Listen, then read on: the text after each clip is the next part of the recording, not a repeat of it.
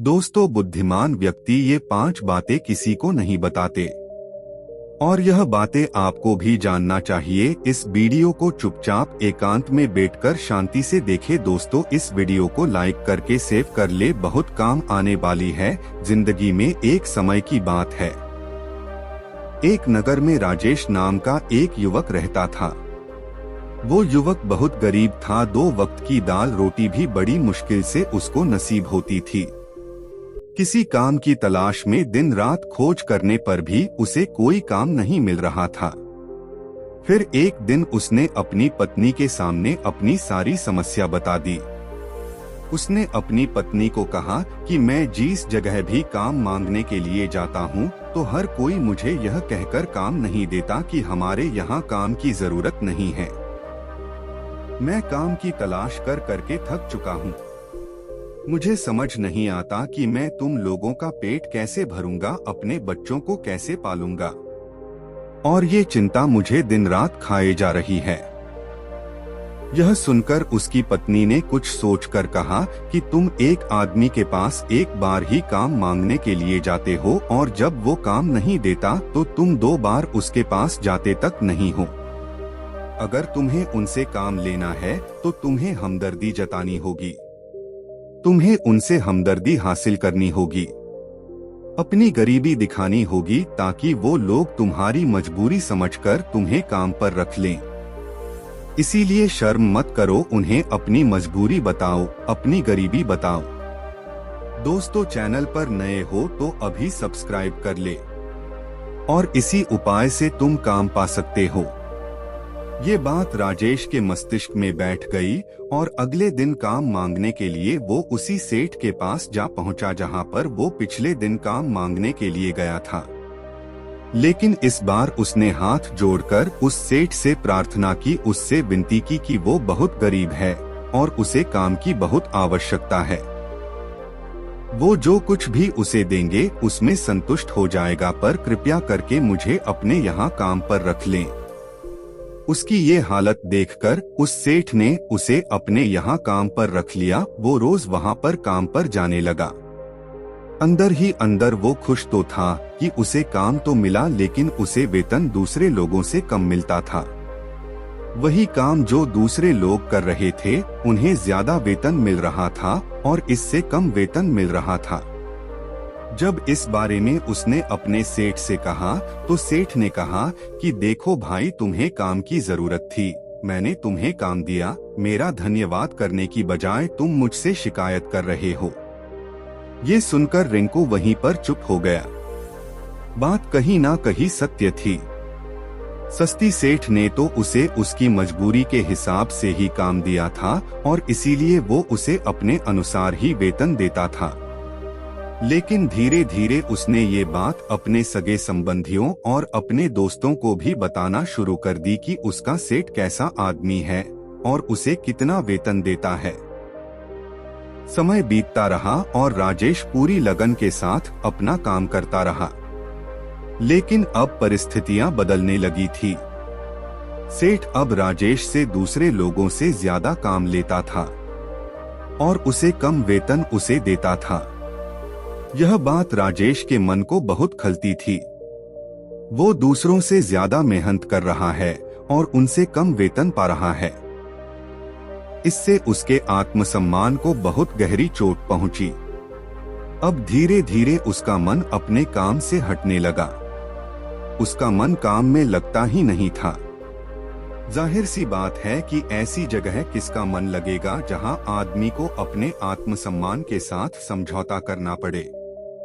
इसीलिए जल्द ही उसने अपना काम छोड़ दिया और वो घर पर आकर खाली बैठ गया। अब उसके पास घर का खर्चा चलाने के लिए भी पैसे नहीं बचे थे।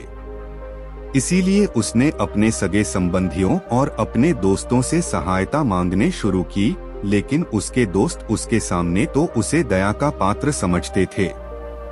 दोस्तों, हमारे चैनल द यूनिक वर्ल्ड पर नए हो तो जरूर सब्सक्राइब कर ले अभी।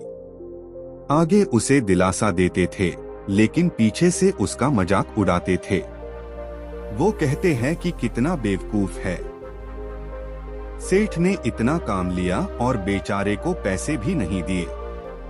अरे हम इसको पैसे दे दे तो ये कल हमारा भी पैसा वापस कर पाएगा। इसकी ऐसी हालत है, काम तो इसके पास कुछ है नहीं, पैसा कहाँ से लाके देगा। और इसी वजह से राजेश की हालत दिन ब दिन खराब होती जा रही थी। अब वो दिन रात तनाव में रहने लगा था। वही दोस्त, वही सगे संबंधी जो उसके अपने होने का दिखावा कर देते, वो उसे दया का पात्र समझ रहे थे, उन्हें उसके ऊपर तरस आ रहा था। सब लोग आकर उसे ज्ञान तो बहुत देते थे, लेकिन कोई सहायता नहीं करता था, और अक्सर ऐसा ही होता है। ज्ञान देने वाले तो बहुत मिल जाते हैं, लेकिन मदद करने वाले, उंगली पकड़कर, हाथ पकड़कर आगे चलाने वाले कितने लोग मिलते हैं। एक दिन उसे पता चला कि पड़ोस के गांव में एक बौद्ध भिक्षु आया हुआ है, जो बहुत ही ज्ञानी है। राजेश इतना तनाव में था कि उसे कोई रास्ता नजर ही नहीं आ रहा था। इसीलिए जाने या अनजाने वो उस बौद्ध भिक्षु के पास पहुंच जाता है। वहां पहुंचकर वो सीधे उनके पैरों में गिरकर रोने लग जाता है। वो रोते रोते उन्हें अपनी सारी परिस्थिति बताता है।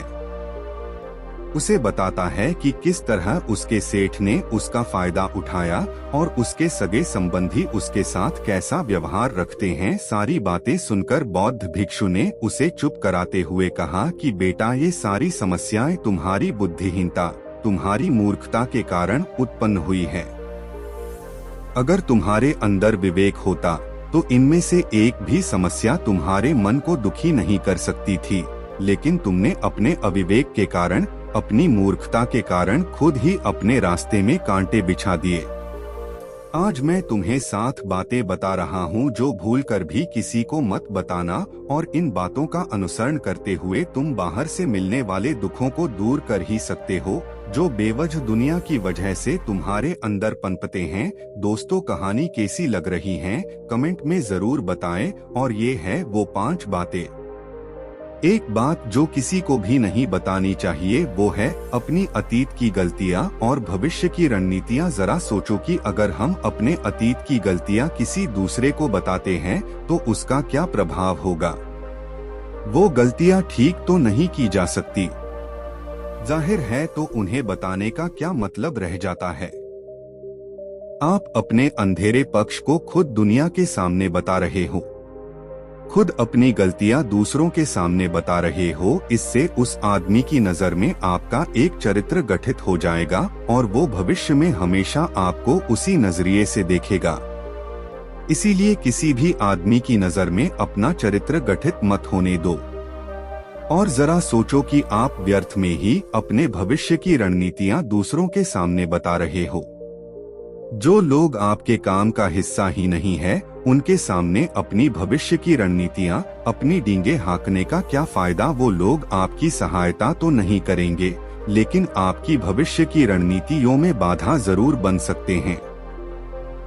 आप खुद अपने विवेक का इस्तेमाल करिए और सोचिए कि आपके साथ भी ऐसा हुआ है कि आपने अपनी भविष्य की रणनीति किसी को बताई हो और वो कामयाब ही ना हुई हो।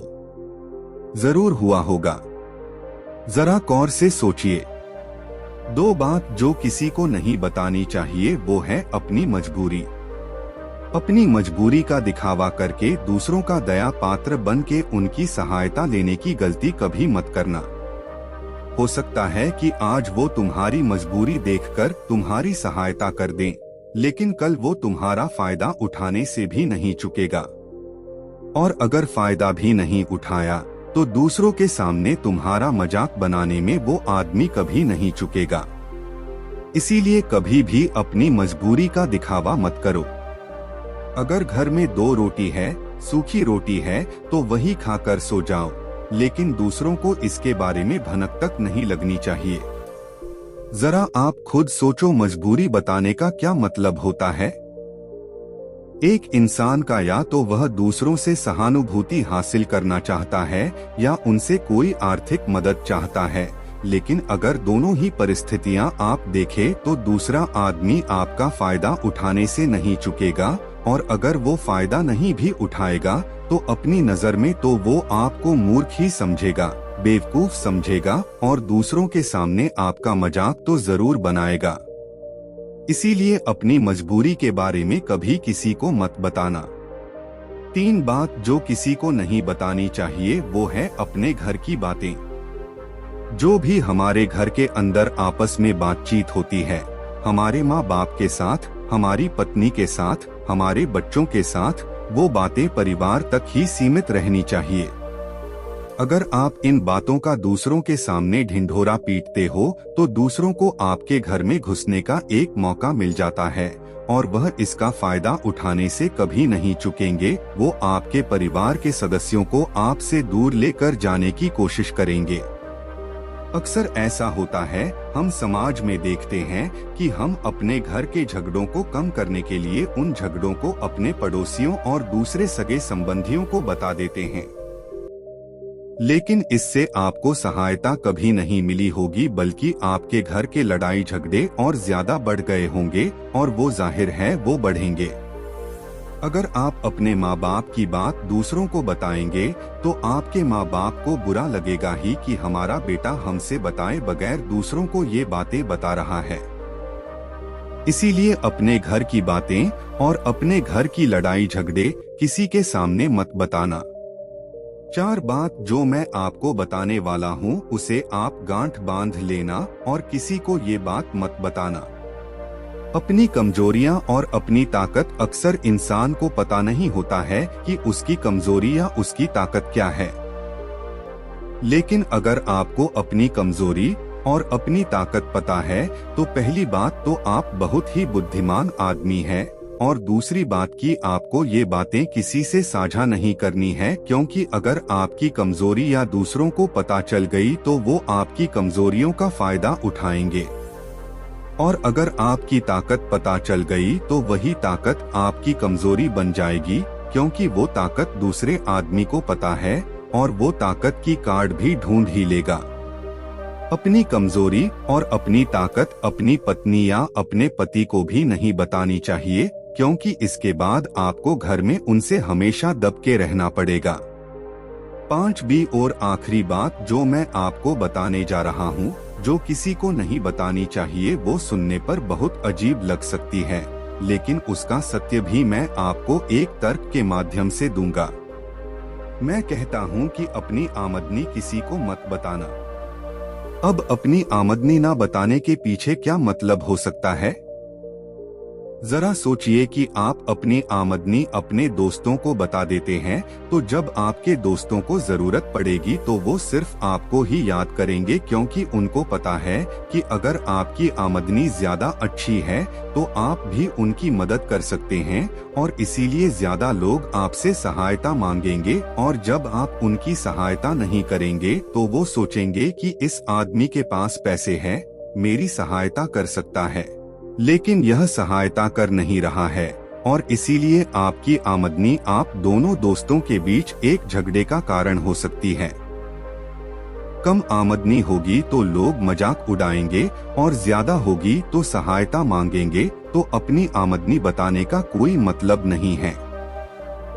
दोस्तों, ये वीडियो कैसा लगा अभी कमेंट में बताएं और वीडियो को लाइक और हमारे channel the unique world subscribe जरूर कर ले। वीडियो देखने के लिए धन्यवाद।